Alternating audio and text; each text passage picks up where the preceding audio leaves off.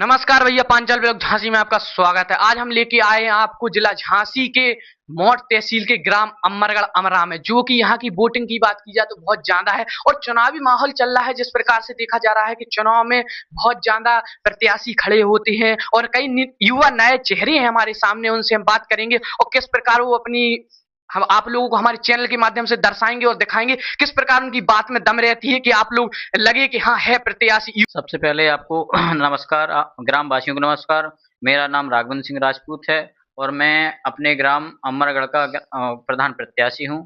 और आगे चुनाव की पूरी तैयारी में हूँ। बहुत बहुत धन्यवाद अपने ब्रजन पांचाल भाई को, जिन्होंने सोशल मीडिया के प्लेटफॉर्म को इतने ज़्यादा आगे लेकर आए हैं और उनको सोशल मीडिया में एक ऐसा माध्यम है कि वो गांव की छोटी बड़ी चीज़ों को आगे लेकर जाते हैं और उनको दर्शाते हैं कि किस चीज़ में हमें क्या योगदान देना चाहिए या फिर छोटी बड़ी चीज़ों को उजागर करते हैं। इस चीज़ के लिए उनको हम बहुत बहुत धन्यवाद देना चाहेंगे और उनका शुक्रगुजार करना चाहेंगे कि उन्होंने इनको आगे लेकर एक जागरूक वातावरण रखा है। तो सर, हम आपसे पहले एक बात चाहेंगे, पूछने का विषय रहेगा कि ये जो ग्राम अमरगढ़ अमरा है, ये बहुत ही बड़ा गांव है इस तहसील का और कहा जाता है कि इसमें बहुत ही ज्यादा नए चेहरे और बहुत ही ज्यादा प्रत्याशी खड़े होते हैं। इस प्रकार हम आपसे जानने की कोशिश करते रहे कि किस प्रकार आप विकास करेंगे इस काम में। अगर आपको जनता ने चुना अगर ग्राम प्रधानी में, तो आप किस प्रकार विकास का काम करेंगे? देखो, पहले तो मेरा यही आग्रह है कि अगर जनता मुझे अपने पूर्ण बहुमत से चुन के आती है तो मेरा सबसे पहला ये काम रहेगा कि जो भी अपने सड़क है, नाली है, इनको जितना से जितना हो सफाई हो और इसके अलावा अपने यहाँ पे शौचालय की व्यवस्था होनी चाहिए। शौचालय के अलावा फिर ऐसा है कि जहाँ पे भी अपने गर्मियों के सीजन में पानी की व्यवस्था होती है, जल नलकूपों की व्यवस्था होती है, वहाँ पे अधिक से अधिक जो वो लगाए जाते हैं ठंडे पानी के लिए कैंपर वगैरह रखनी चाहिए, क्योंकि उससे ये है कि जब भी लोगों का आवागमन होता है तो उसमें लोगों को कहीं पे पानी मिल जाए तो समझ लो उनकी आत्मा तृप्त हो जाती है। तो हमारा एक तो यही है कि वहाँ पे हर जगह पे जल की व्यवस्था हो, इसलिए कि हमारी पब्लिक यहाँ पे कई ऐसे ग्रामीण एरिया हैं, कुमरिया, पालनी, चेला, नंदपुरा, तो उनका आवागमन होता है। तो हमारा मतलब यह है कि वहाँ पे ठंडे पानी के लिए फ्रीजर लगाए जाएं, क्योंकि उससे लोगों की एक समस्या दूर होगी। क्योंकि अभी तक के जो मैंने विकास कार्य देखा है, किसी की प्रधानी में ऐसी पहल नहीं हुई है जिससे कि वो लोग इन चीजों को आगे बढ़ावा दे पाए। हाँ, तो जिस प्रकार हम एक विषय और रहेगा कि आप जिस प्रकार ये बता रहे हैं और हमने ये देखा है, हम भी इसी गांव से बिलोंग करते हैं, तो हमने ये देखा है कि आप किस प्रकार भक्तिमय लेकर चल रहे हैं, सभी प्रकार के भक्ति कार्य कर रहे हैं और सभी लोगों को दर्शा रहे हैं, ज्ञान की बातें दे रहे हैं और सभी की मदद करते हैं। आप गरीब की समाज सेवा का काम करते हैं, तो इसमें आपका क्या योगदान है? मैं ये कहना चाहूंगा कि भगवान ने मनुष्य को बनाया है तो उसके जीवन का सर्वपूर्ण लक्ष्य होना चाहिए कि वो दूसरों की मदद कर पाए, क्योंकि जीवन का एक सबसे बड़ा आधार है कि पूंजी होना बड़ी बात नहीं है। क्योंकि आप सदा सर्वज्ञ रहो, दूसरों की मदद करो तो ऊपर वाला भी आपको हमेशा आगे बढ़ के आपकी राह देगा और आपको ऊंचे से ऊंचे लक्ष्य को प्राप्ति करने के लिए आपके लिए सहायक होगा। आपकी इस प्रकार में क्या राय रहेगी कि जैसे आपके गांव या विकास या क्षेत्र के आगे बढ़ावे के लिए आप जैसे ग्राम प्रधान बने, तो आप किस प्रकार अपने क्षेत्र के और अपने गांव के बच्चों का हुनर, जैसे उनमें तजुर्बा रहेगा किसी भी चीज के प्रति, खेल कूद या कहीं शिक्षा या किसी भी बात की जाए, तो आप किस प्रकार उन्हें आगे बढ़ा के ले जाएंगे? हमारे गांव की जो भी पब्लिसिटी या मान लो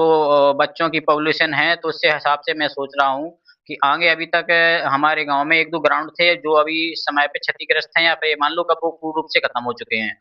तो जितनी गांव की जनसंख्या है बच्चों की, तो मैं ये सोच रहा हूँ कि आगे एक आध दो ग्राउंड होने चाहिए, चाहे वो अपने क्रिकेट के मैदान से हो या अपने खेल कूद के अदर कोई खेल के मैदान में हो। या फिर मैं इसके अलावा मैं खुद चाहता हूँ कि एक तो ये प्रतियोगिताएं होती हैं कई, दौड़ होती है या फिर दौड़ के अलावा कबड्डी होती है, तो कई ऐसी प्रतियोगिताएं होती हैं, तो उनको हमें बढ़ चढ़ के उन चीजों को प्रोत्साहित करना चाहिए और बच्चों के लिए इन सारी चीजों की व्यवस्था करनी चाहिए। क्योंकि इन सारी चीजों से बच्चों का आत्मविश्वास बढ़ता है और आगे जाके वे कहीं अच्छे वे खेल कूद में हिस्सा ले सकते हैं। हम देख पा रहे हैं कि अपने ग्राम पंचायत अमरगढ़ में कई प्रकार से नालियां साफ नहीं हो रही हैं, सफाई का कोई प्रकार नहीं दिखता, ना किसी सभी गांव में होता है। कई प्रधान कार्यालय बनवाते हैं, अपने ग्राम को चमकाते हैं और अपनी ग्राम पंचायत को एकदम अनोखा बना देते हैं। इसमें आपकी क्या राय रहेगी? मैं कहना चाहूंगा कि जो भी प्रधानों के कार्य में ये काम आते हैं तो उनको इन सब चीजों पे ध्यान देना चाहिए, क्योंकि आप जरूरी नहीं है कि आप साल में हमेशा 10 दिन में ये कार्य करवाएं। अगर आप पूरी साल में 3 महीने के अंतराल में भी अगर आप ये काम करवाओगे ना, साफ सफाई नाली की, तो आपकी ऐसे कई सीजन रहते हैं, क्योंकि नालियों का जो भराव रहता अपना बारिश के समय ज्यादा रहता। अगर आप एक बार बारिश के समय पे नालियों का भराव साफ करवा दो तो हमारा जितना मानना है कि अगर साल में 3 बार ये सब चीजें सफाई हो जाएं तो नाली की जो समस्या है वो हमेशा के लिए खत्म हो जाएगी। अब रही बात जो कंटिन्यू नालियां जो चलती हैं, तो उनका हल्का फुल्का साफ सफाई का काम रहेगा, अगर प्रधान सही से उन चीजों पर ध्यान दे सके तो। आप देख पा रहे हैं कि आप युवा चेहरे हैं और सबसे अच्छी बात यह है कि आप शिक्षित हैं और शिक्षित के लिए बच्चों का हुनर देखते हैं कि आप किस प्रकार उन्हें अपनी शिक्षा और बताएंगे कि किस प्रकार उन्हें शिक्षा के लिए उनके स्कूल के माध्यम से और कॉलेज के माध्यम से किस प्रकार अपने गांव का विकास कराएंगे। आप स्कूल या कॉलेज की बात की जाए, किस खेल कूद की आपसे बात हुई है, तो किस प्रकार आप काम कराएंगे? मेरा सबसे पहले मानना है कि जितने भी अपने यहाँ पे स्कूल हैं वो तो ठीक है, व्यवस्था अच्छी है, मगर उन उन चीज़ों पे भी थोड़ा ध्यान देना चाहिए। साफ सफाई या फिर जितने भी ये मिड डे मील चलते हैं उनमें बच्चों को सही खाना प्राप्त हो, या सही जो भी सरकारी चीज़ें आती हैं ना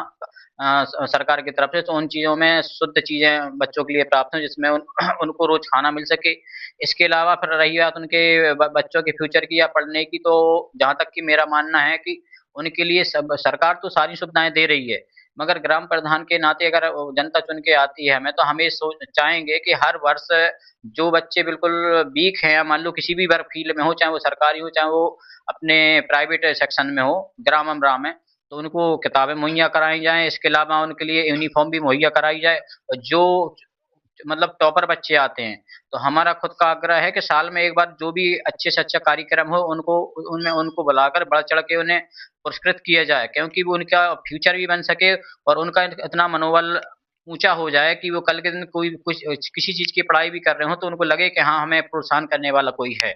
आज आपको ऐसा क्यों लगा कि हमें ग्राम प्रधानी के चुनाव में उतरना चाहिए? जो अभी तक के प्रधान रहे उन्होंने क्या कार्य ऐसे नहीं किए जो आपको लगा, और आप युवा चेहरे हैं, इस प्रकार हम आपसे जानेंगे।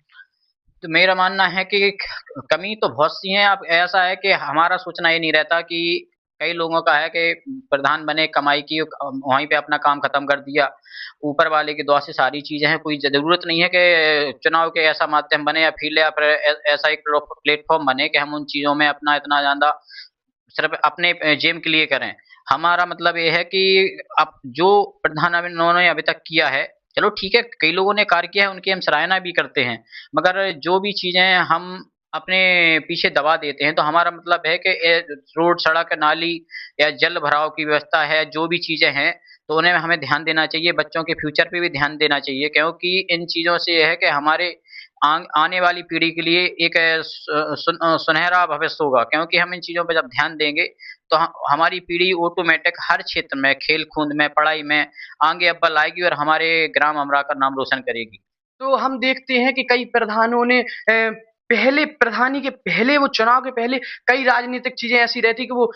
तमाम प्रकार से कहते हैं कि हम ये कराएंगे और वो कराएंगे और ये करेंगे। हम कई लोगों से जनता की राय लेते तो बताते हैं। आप अगर आपको प्रधानी का चुनाव जीत के आपको चुना गया तो आप इसके बाद क्या करेंगे? सबसे पहला मेरा कार्य होगा जितनी भी सड़कें पूर्ण रूप से क्षतिग्रस्त हैं उनकी मरम्मत कराना होगा, सरकार को अवगत कराना होगा कि इन चीज़ों पे आप विशेषता ध्यान दें। जितना भी उसका बजट पास होगा उन चीज़ों को पूर्णतः कार्य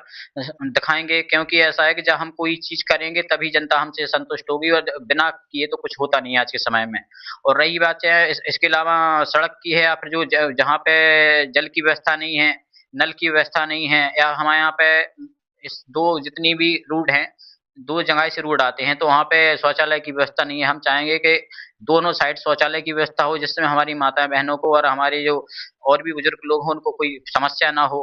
जल की व्यवस्था हो। और साथ में जितने भी आप विकास कार्यों के लिए, मेरा खुद का मानना है कि अमर गुरु की पावन नगरी में हमने जन्म लिया, हमारा सौभाग्य है, और उनके नाम से अगर हमें समय मिलता है तो एक उनका हम अपने मन में एक प्रण रखा है कि उनका भव्य निर्माण या भव्य द्वार बनाने के बिल्कुल अपने लिए आश्रित हैं। ऊपर वाले ने अगर हमें इतना समय दिया और अगर हम उन्होंने हमें प्रधान का उम्मीदवार हम अभी हैं और बनाया, तो बिल्कुल जितने भी हमारे पास विकास कार्य की हमारी नॉलेज है और जितनी हमें क्षमता है कि हम करा सकें, तो वो हम पूर्णतः कराएंगे। क्योंकि मेरा मानना है कि जितने भी विकास कार्य हों वो गांव के लिए, बच्चों के उज्जवल भविष्य के लिए, हमारे लिए, सबके लिए सहायक हैं। तो नमस्कार, पांचल लोग झांसी को ऐसे ही देखें और ग्राम पंचायत से जाकर अब पांचल लोग झांसी आपको दिखाएंगे उम्मीदवार और प्रत्याशियों के लिए। धन्यवाद। लाइक करें, फॉलो करें, चैनल को सब्सक्राइब करें। धन्यवाद।